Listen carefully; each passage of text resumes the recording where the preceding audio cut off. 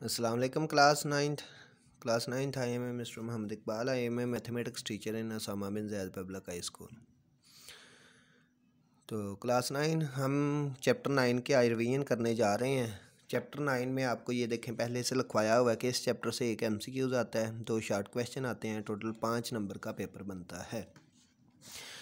तो बेटा इसका पहला जो 9.1 का क्वेश्चन है, find the distance between the following pair of points. आपने डिस्टेंस मालूम करना है और क्वेश्चन नंबर 1 का पहला A, C और F पार्ट आपके सिलेबस में है। इसी तरीके से इसका बेटा क्वेश्चन नंबर 2 भी इसी से रिलेटेड है, लेकिन इसका सेकंड, थर्ड और 6th पार्ट आपके सिलेबस में है। तो बेटा ये डिस्टेंस कैसे फाइंड आउट करते हैं? बेटा ये by distance formula find out करते हैं। ये डिस्टेंस फार्मूला कैसे बनता है पहले बेटा हम ये सीखते हैं। डिस्टेंस फार्मूला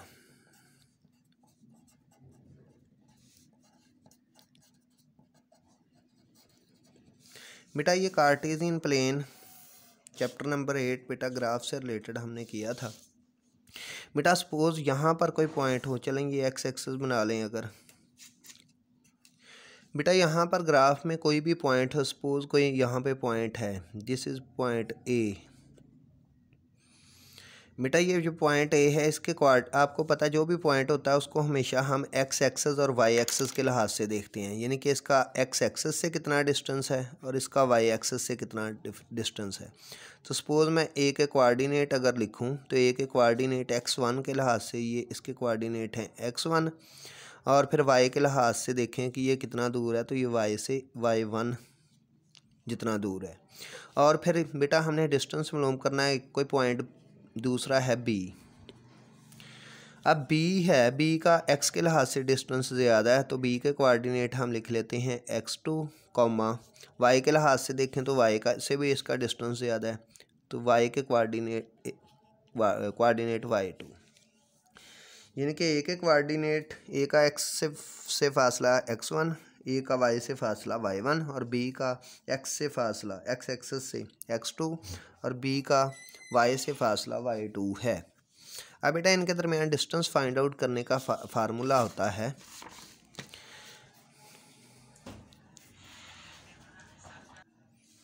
जी बेटा, फार्मूला है, इसको डी से शो करते हैं। फार्मूला है कि बेटा x1 से x2 माइनस कर देंगे x2 में से x1, जिस तरह से भी करेंगे वो ठीक होगा। x1 माइनस x2 इसका स्क्वायर प्लस बेटा y1 में से y2, यानी कि x में से x को माइनस करते हैं, y में से y2 को, y1 माइनस y2 इसका स्क्वायर। तो ये है डिस्टेंस फार्मूला। बेटा इसको ऐसे लिखें तो भी ठीक है, लेकिन अगर इसको ऐसे लिखें तो भी ठीक है कि x2 पहले माइनस x1 बाद में, और फिर y2 पहले y1 बाद में। यानी कि बेटा हम x1 माइनस x2 करें तो भी वही आंसर आएगा, x2 माइनस x1 करें तो भी यही आंसर आएगा। आपने करके देखना है, क्योंकि बाहर स्क्वायर है और अगर कोई आंसर माइनस में आएगा भी तो स्क्वायर की वजह से वो पॉजिटिव हो जाएगा। इसी तरीके से y1 माइनस y2 करें या y2 माइनस y1 करें तो आंसर सेम आएगा। तो ये बेटा हमारा फार्मूला है, दोनों में से हम कोई एक यूज़ करेंगे और अपने क्वेश्चन हम हल करेंगे। जी बेटा इसका पहला पार्ट है, ए के कोऑर्डिनेट 9 बी के कोऑर्डिनेट 7। तो यहाँ से देखें बेटा ये है x1 हमारे पास है 9, ए के कोऑर्डिनेट x1 है, और फिर y1 है 2, फिर कॉमा x2 के एलिमेंट हैं, x2 है 7 और फिर y2 की जगह पर क्या है 2। हमने उसके बाद फार्मूला लगाना है डी का। डी फार्मूला है x1 minus x2 plus y1 minus y2। मैंने कहा था बेटा फार्मूला कोई भी लगा लें, हो सकता है पिछली दफ़ा जब मैंने क्वेश्चन करवाए हों तो x2 माइनस x1 लिखा हो। अब हम इसमें वैल्यू पुट कर देते हैं। डिस्टेंस मालूम करना है ए और बी के दरमियान, तो बेटा नेक्स्ट टाइम हमने लिखना है ए बी, इसके गिर्द मॉड का साइन। मॉड का मतलब होता है कि डिस्टेंस हमेशा पॉजिटिव ही आएगा, नेगेटिव नहीं आएगा। वैल्यू पुट कर दें, x1 हमारे पास है 9, माइनस x2 हमारे पास है 7, इन दोनों को माइनस कर देंगे, फिर प्लस y1 हमारे पास है 2 और y2 भी हमारे पास है 2। तो बेटा a और b इसका हम मॉड मालूम करेंगे। 9 में से 7 माइनस करें तो आंसर 2 का स्क्वायर, फिर प्लस 2 में से 2 माइनस करें तो 0 का स्क्वायर।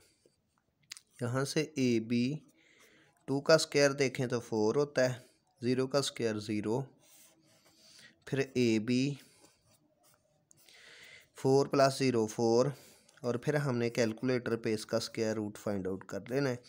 अगर आंसर पॉइंट में आए तो यही आंसर लिख देना है, फिर आगे हल नहीं करना है। और अगर 4 का स्क्वायर क्या होता है 2, अगर पॉइंट में ना आए तो फिर ये आंसर होगा। तो ये था आपका बेटा पहला पार्ट। ये बेटा इसका सी पार्ट हमारे सिलेबस में है। ए के कोऑर्डिनेट -8 1 और बी के कोऑर्डिनेट 6 1। यहाँ से x1 है -8, y1 है 6, और फिर बी के कोऑर्डिनेट हैं बेटा x2 6 और y2 1। पहली वैल्यू x की और दूसरी वैल्यू y की होती है। नीचे फार्मूला लिखा, उसके बाद हम वैल्यू पुट करते हैं।